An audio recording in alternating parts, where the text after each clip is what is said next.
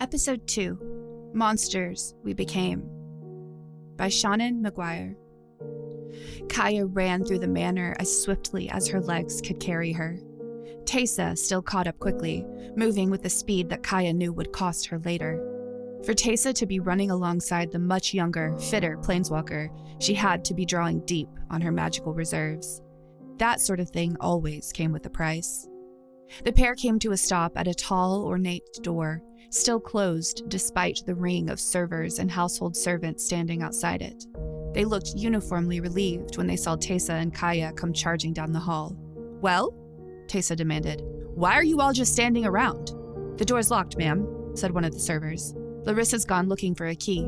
"How do you not know where the key is?" Seeing that Teysa's temper was hanging on by a thread, Kaya set a hand on her arm. "Easy," she said. "I don't need keys, not even in Karlov Manor."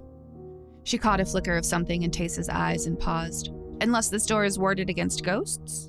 "Much of the manor is, as a precaution," said Teysa. "You might be able to come up through the floor, but even that would be a questionable approach." "Great, so someone's in trouble and we're just going to stand around." Kaya's displeasure was radiant, and for once, Teysa had no answer to it. No one spoke. The seconds stretched into minutes, becoming intolerable. Teysa cast an uneasy glance at the door. The scream that had drawn them had been loud and piercing, the sound of someone in genuine danger. And for all that, the locked room was silent now, without even a hint that someone was moving around inside. They were still standing there, waiting for Larissa to return, when Ezram came galloping down the hall, the massive Archon easily filling all available space. His mount's long, primary feathers swept household items and bric-a-brac off tables as he passed. "We heard the screams on the balcony," he said. "It took me a moment to find a door that could accommodate me. What has happened here?" "My apologies, Ezram, for the disruption," said Teysa. "We're waiting for one of my servers to return with the key." "If someone is hurt or a crime was committed here, waiting is not in our best interests," said Ezram. He raised a foreleg, looking meaningfully from the door to Teysa as he waited for her acquiescence. Teysa didn't hesitate. She could always bill him later. "Break it," she said. 2 heavy blows and the door snapped off its hinges, breaking clean in two as it fell inward. Kaya rushed forward, faster than Teysa now that the other woman wasn't using magic to speed her steps. The servants hung back, waiting for the all-clear, while Ezram, who would dearly love to have accompanied her if not for his size, paced in the hall outside. All of them heard Kaya's quickly cut-off gasp, followed by frozen silence. Teysa couldn't allow the moment to linger. "Kaya?" she called. "Kaya, are you all right?" Kaya appeared in the doorway, face grayish with pallor. "I'm fine," she said. "Teysa, send someone to find Vannifar." Under other circumstances, Teysa might have reminded Kaya that she was no longer in charge. Allowing a former guild leader to give her orders could undermine her authority in a dangerous way. The look on Kaya's face stopped her cold. "All of you, go," she said, looking around at the servants. "Find me Vannifar of the Simic Combine, and inform her that her presence is required. If she asks why, say only that I need to speak with her immediately." Kaya appeared satisfied with this. She turned, vanishing back into the room. Teysa sighed before nodding politely to Ezram. "My apologies, Ezram, but I don't think the room is large enough for you to join us." "I understand," said Ezram, and looked to the remaining servants. "Find me one of my detectives. The agency should be represented here. I will wait here and watch for signs of trouble." With that, he sank to the floor, assuming a guard position. There could be no better security than an Archon. Teysa turned, taking a deep breath, and followed Kaya's path into the room. It was one of the many small sitting rooms scattered around Karlov Manor, intended for entertaining guests or conducting business negotiations. With the celebration making such gatherings impractical and unlikely, this one had been pressed into use as a cloakroom of sorts, filled with the coats and cloaks of the attendees. Kaya had stopped just inside, eyes locked on the pile of coats at the center of the floor. No, not the coats. What was arrayed atop the coats? Teysa stepped up next to her and froze, hand tightening on the handle of her cane until it looked like her fingers were going to break. Zegana of the Simic Combine was artfully arranged at the center of the pile. While there were signs of a struggle around the edges, there were none around her body. She was posed as prettily as a doll, her left hand raised to the level of her face, which was turned slightly to the side. If not for the fact that she so clearly wasn't breathing, it would have looked like she was posing for a portrait of herself in repose, fins and hair both arranged to their best possible advantage. "She's dead," said Taysa needlessly, and Kaya nodded silent agreement. There were no visible wounds or signs of foul play, but they were of the Orzhov. They knew death when it was presented to them. The coats around Zagana's body were a seeming mismatch, expensive fabrics and cheap linens overlapping with a carelessness that looked almost strange given the precision of Zagana's posing. Kaya took a step back, not averting her eyes. Zagana had died alone, with only time for a single scream. She deserved to be witnessed now. From her new angle, Kaya saw the edges of a flower petal protruding from between Zagana's fingers. Frowning, Kaya stepped closer again, bending to see. "What is it?" asked Taysa, voice sharp with worry. "A flower," said Kaya, bending further down. "A black iris. Did you use black irises in any of the floral arrangements downstairs?" If Zagana had grabbed hold of a bouquet as she was falling, maybe that could tell them exactly where she'd been killed. But no, the scream had come from this room. This small, unremarkable, locked room. There hadn't been time for Zagana to be killed elsewhere in the manor and then moved, especially not with the way she'd been arranged. Kaya realized how foolish her question was even before she saw Taysa shaking her head. "I tried to avoid arrangements that would strike people outside the Gilda's funeral or remind them of the Golgari in any way," said Taysa. "It meant I lost one of our signature colors, but it was worth it for the reactions to the decor. No lilies, no black irises, no mourner's stars. Well, Zagana found one somewhere." Kaya straightened and was preparing to say more when a commotion from the hall caught her attention. "That will be Vanifar," she said, and turned, leaving Taysa alone with the corpse as she walked away. Kaya stepped into the hall where she found not Vanifar, but a cluster of agency detectives. Ezram, the Archon, was standing, wings half-mantled, as he glared at Aurelia. Aurelia saw Kaya and turned away from him, waving one hand in a dismissive gesture. "There you are," she said. "Vanifar is coming, and Ezram's people are locking down the building. They say Taysa has forbidden anyone to leave the manor grounds. Something has happened." "Yes," said Kaya. There was no point in lying. "It was inappropriate not to summon the ranking legionnaire immediately." Taysa, stepping up beside Kaya, lifted an eyebrow. Kaya glanced at her. The expected explosion, however, did not materialize. "I've been encouraging the house staff to show initiative," said Taysa. "I'll have to find out who looked at the situation and correctly intuited a lockdown as my next order. They deserve a bonus for their excellent predictive skills and a scolding for their arrogance." "So there is a reason to lock down the building?" asked Aurelia. "My people are helping with the lockdown, but they," she waved a dismissive hand at Ezram, "have no business being involved. They need to let the professionals handle whatever's happening." "What is happening, Taysa?" "I would prefer to wait for Vanifar before saying anything. You know as well as I do the walls have ears." Taysa folded both hands over the top of her cane, and Kaya realized the other woman had positioned herself such that between the two of them, they completely blocked off the access to the room behind them. Clever and easily done. Footsteps approached down the hall, accompanied by the soft swishing sound of protoplasm brushing against the floor. Everyone assembled turned, watching the approach of Vanifar of the Simic. 3 lower-ranked members of the Combine accompanied their leader, who was frowning, looking distinctly unamused. "Taysa, what is the meaning of this?" she asked. "Why did you summon me like a common criminal? Why are the Azorius and the Boros telling my people that we're not allowed to leave?" "I was hoping to do this in a less open location," said Taysa. "Would you be willing to step into the library?" "No. You summoned me without explanation, and then you try to delay offering up the same. I'm sorry, but whatever you have to say, you say it here and now." Taysa frowned, hands tightening again atop her cane. "Then, Vanifar, it is with the deepest of regrets that I inform you that Zagana of the Simic Combine has been killed." The effect on the gathering crowd, all of whom had known that something terrible had happened, was nothing short of electric. Vanifar swayed, expression one of pure shock. Ezram turned to start snapping orders at his agents as Aurelia snapped her wings fully open, preventing them from getting past her. "There's a dangerous killer on the loose. This is not time for amateur detective work. The Legion will take over from here. The guilds will handle this as we always have." The agency detectives immediately began to argue. Kaya exchanged a look with Taysa, who looked almost as disgusted as she did by the brewing dispute. "If you'll excuse me," said Kaya, voice low and mild, when what she wanted to do was scream. Taysa nodded, staying where she was as Kaya turned and stalked away, vanishing down the hall, leaving the squabbling parties to their fight. The ballroom was largely deserted when Kaya arrived, save for a few servers still milling near the walls. It had never been intended as a center point of the gathering, more a retreat for those who wearied off the celebration and needed a moment away from the crowd. If she hadn't been escaping certain conversations by retreating to the private balcony, she would have been here when Zagana's body was discovered.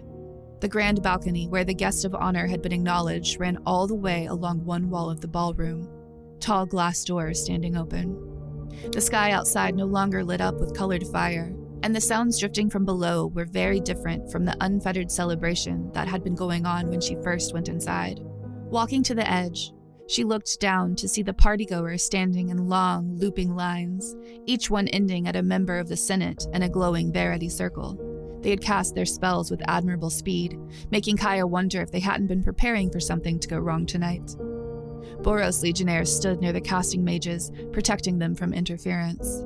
It would be just like the Azorius and the Boros to come to a party intended to honor the agency prepared to step in and prevent, as Aurelia put it, amateur detective work. She didn't believe the Senate would have started a problem if one hadn't presented itself, but now that they had the chance, they were eager to prove that they were still the law on Ravnica. Nothing ever really changed. The whole plane could have fallen, and the guilds were still desperate to hold on to their authority. And it didn't take a genius to look at the guest list for tonight's celebration and see that trouble was all but guaranteed. With 8 of the 10 guilds represented, she hadn't seen anyone from House Demir, and the Golgari swarm was simply absent. The chances of rough edges scraping against one another were incredibly high. She frowned, scanning the crowd again. 8 of the 10. But she hadn't seen many Rakdos tonight, had she? Only Judith, glaring visibly in her black and red leathers. Judith, who had vanished before the killing. Troubled, Kaya turned away from the crowd, heading back toward the people she'd left behind in the hall.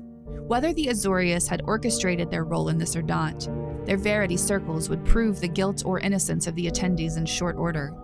Some of the Boros legionnaires supporting the law mages had been holding sheets of paper she assumed were the official guest lists. They wouldn't miss anyone. When she reached the hall, only Ezram remained, his front talons folded in front of him and his narrowed eyes fixed on the coat room door. He huffed frustrated amusement at Kaya's return. "Everyone in there?" she asked. Teysa led Vanifar to a private room to take a glass of Casarda and compose herself, he said. "One of my people accompanied them, to be sure they're never left alone. The other servants have gone to assist with securing the property and rounding up the guests for questioning. My people are investigating the scene." "I'll let you know what's going on," said Kaya, and slipped into the room. Barrier wards had been deployed inside the scene, forming lines of protective magic impenetrable to anyone but an authorized investigator. The agency detectives who were already inside were clustered in one corner, all of them looking frustrated and annoyed. Kellen was virtually vibrating with the desire to help the various Azorius members as they tore the room apart, searching every crack and crevice for clues of what had happened here. Kaya winced. Teysa was going to kill them for what they'd done to her wallpaper. Only Zagana's corpse, still in orchestrated repose on her bed of coats, remained untouched, the black iris caged in her palm. Her hair spread around her head like a fanned-out fin. "While your willingness to help is appreciated, we don't need Orzhov assistance," said Aurelia, snapping Kaya out of her brief study of the corpse. "We'll find the killer." "I saw the Verity circles lighting up in the courtyard below," said Kaya. "With that sort of speed and efficacy, it might seem like the Azorius were planning for trouble." "A party at Karlov Manor, with all the guilds invited to celebrate the agency and a planeswalker?" Aurelia's lip curled. The invitations might as well have said trouble guaranteed. Guilds Azorius and Boros both came ready for something to need our attentions. A woman with the Azorius crest on her sleeve pushed past Kaya to Aurelia, bowing her head as she waited for acknowledgement from her superior. "What is it?" asked Aurelia. "War leader, with the exception of the people in this room, Guildmasters Teysa and Vanifar, and Chief Ezram, everyone has been questioned," said the Azorius anxiously. "Even Grand Arbiter Lavinia has allowed herself to be interrogated. She sent me to ask you to agree to the same. We must all be above reproach." "Can you cast a Verity circle?" asked Aurelia. Swallowing hard, the young Azorius nodded. "Good. Then question us and leave us to our investigation." The woman stepped back, almost stumbling, and lifted her hands, murmuring the incantation to call her circle into existence. It snapped up around both Kaya and Aurelia, something Kaya was obscurely grateful for. With a guildmaster inside the circle, hopefully the questions would be restricted to ones that were relevant to the situation. It would have been all too easy for a law mage who had suffered personal losses in the invasion to ask a few more personal questions before allowing the circle to dispel. The Verity Circle couldn't compel speech, but someone who was caught off guard might say more than they intended. The young guild mage seemed determined to demonstrate the even-handed fairness that was the hallmark of the Senate. Her questions were quick, precise, and calm. Had either of them done harm to Sagana? Either directly or indirectly? No. Had either of them killed her? No. Did either of them know who had? No. Did either of them have suspicions of who might have done so? Kaya managed to swallow Judith's name, telling herself that her curiosity didn't rise to the level of suspicion. The Azorius dropped the circle. With your permission, Legionnaire, I'll speak to the investigators? Yes, said Aurelia, waving her off to begin casting her Verity circles on the other occupants of the room. Kaya, meanwhile, was staring at Aurelia. All that noise about letting the professionals handle things, and you don't have any suspicions? Aurelia turned away. Azorius is handling the investigation, not Boros. I'm just here to keep order, at Lavinia's request, since she can't be in two places at once and would much rather be searching for answers than supervising someone else. Your guilds did plan this, said Kaya, suspicions confirmed by Aurelia's easy acceptance of her role here. Were you away from Ravnica so long that you forgot how things work? Asked Aurelia, looking back to her with one eyebrow raised. There have been changes, yes, but the core of the city remains as it always has been, as it always will be. The Azorius keep the law, the Boros enforce it. A group of amateurs playing at protection will never displace us. Kaya glared. The guilds aren't everything. Did you feel that way when you led the Orzhov? If you did, it's no wonder they replaced you at the first opportunity. The guilds are Ravnica. Well then, Ravnica, do you have any idea what happened here, or are you as clueless as the rest of us? Before Aurelia could answer, someone behind the pair cleared their throat. Both women turned. A human man stood in the doorway, skin a few shades lighter than Kaya's, hair dark on top but graying at the temples, dressed in a long azure coat. A few of the Azorias who had already been released from the Verity circles shot him sour looks. He paid them no mind, attention fixed on Kaya and Aurelia. I believe I may have some idea of what happened here, he said, as calmly as if he were requesting a cup of tea. You would be? Asked Kaya. Ah, yes, I see how that might sound. He stepped into the room, studying Zagana's remains. Fear not, I have already allowed myself to be interviewed via Verity Circle. I'm not your killer. I may, however, be your savior. He didn't have an invitation, said the Azorius mage who had been casting the Verity circles, her tone tight and unhappy. I would have noticed his name on the list. And what name is that? Asked Kaya. She was getting frustrated. This was no time for games. I'm sorry, did I not say? I'm Alquist Proft.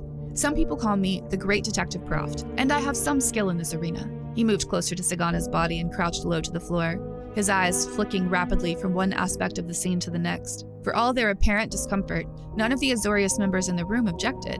While the agency detectives who had been waiting for the opportunity to assist visibly relaxed, clearly trusting the man, Kaya looked at him with new interest. Has anyone touched the body or its surroundings? He asked. No, said Aurelia.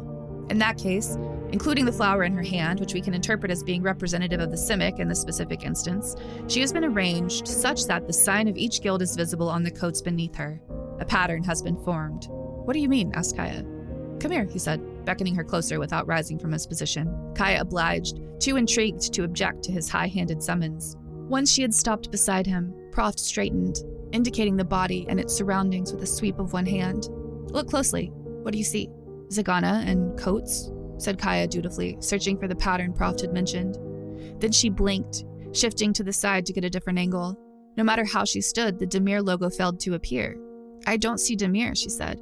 But there aren't any Demir in attendance, so that makes sense. This design incorporates all 10 guild seals, said Proft, indicating a panel pattern which occurred in various degrees of folded over on several of the coats. The Golgari are likewise absent from the invite list, but their seal is visible several times. See the way these buckles form the mandibles? I would wager that, if you move her hand, a folded pattern greatly resembling the Demir seal will have been covered by the position of her arm. Kaya shook her head. That's a lot of trouble to go through. I can't believe I didn't see that, she said. You've also failed to spot the one member of House Demir in attendance. Kaya startled, ready to object, only to find Proft already looking at her with an earnest lack of judgment. He wasn't criticizing. He was describing the situation as he saw it. Who? She asked. Proft smiled. Convincing Aurelia to stay behind hadn't been difficult, especially not once Ezram rose and reminded her that she had been the one who wanted to take ownership of the scene. At least now she was allowing the other agency detectives to do their jobs. Proft's revelation having shamed her into accepting his usefulness, however grudgingly. Teysa and Vanifar had yet to put in a return appearance, and while all the guests knew that something was happening by this point, there was no reason for them to suspect murder. Although Proft had somehow suspected and followed his suspicions back to their source, Kaya eyed him speculatively as they descended the stairs to the main floor. He didn't seem to notice. She wasn't fooled. Only a few minutes with him had been enough to illustrate that he noticed everything, however small or inconsequential it might seem. The Verity circles were cast and checked according to the guest list, said Proft abruptly.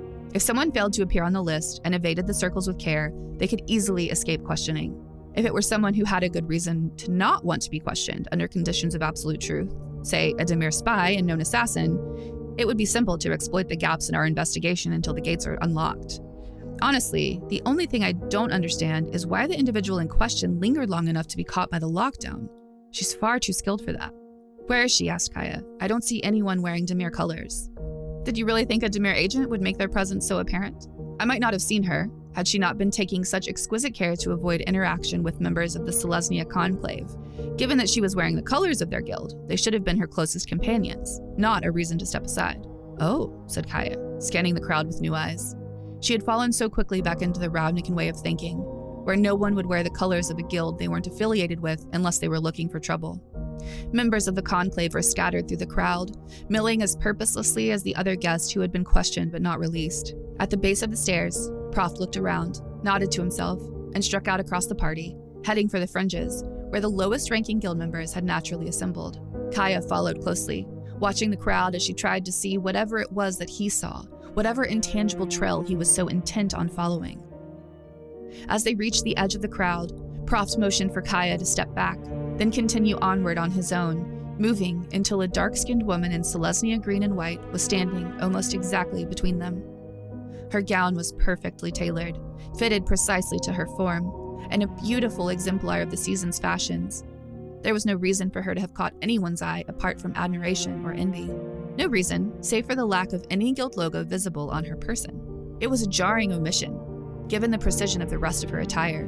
Makes sense, Kaya thought. There were no laws against wearing another guild's colors. Wearing their shield, on the other hand, could come with consequences. Miss Etrata, said Proft, taking a step toward the woman. I'm afraid we need to speak with you. Please come with me now. The woman whipped around, lips drawing back in a hiss which revealed her impressive vampiric incisors. Her entire demeanor changed in that instant, going from bored socialite to cornered predator. Casting a glance at Kaya, she clearly marked the planeswalker as the greater threat. Charging straight for Proft, she knocked the investigator to the ground and began to cut a straight line through the crowd, heading for the hedge maze. If she gets in there, we'll never find her, shouted Kaya, already turning to give chase. Try not to lose sight of her. I'll do what I can to help from here, said Proft, pushing himself into a sitting position without rising from the ground. Kaya was fast. Etrata, however, was faster. And that plus her head start meant she was already more than halfway to the hedge maze when Kaya began gaining ground, largely by dint of turning herself intangible to avoid dodging around partygoers. Charging straight through them was more efficient. Still, Etrata was going to beat her to the maze, no question. At least until the world abruptly inverted itself around her. Gray cobblestone and gathered revelers being replaced by columns of towering blue lights. They were no longer racing toward the hedge maze. Instead, Etrata was running down an alleyway that Kaya knew all too well, deep in the heart of Orzhov territory. That magic, wherever it was coming from, didn't feel malicious or like an elaborate attempt to trick her.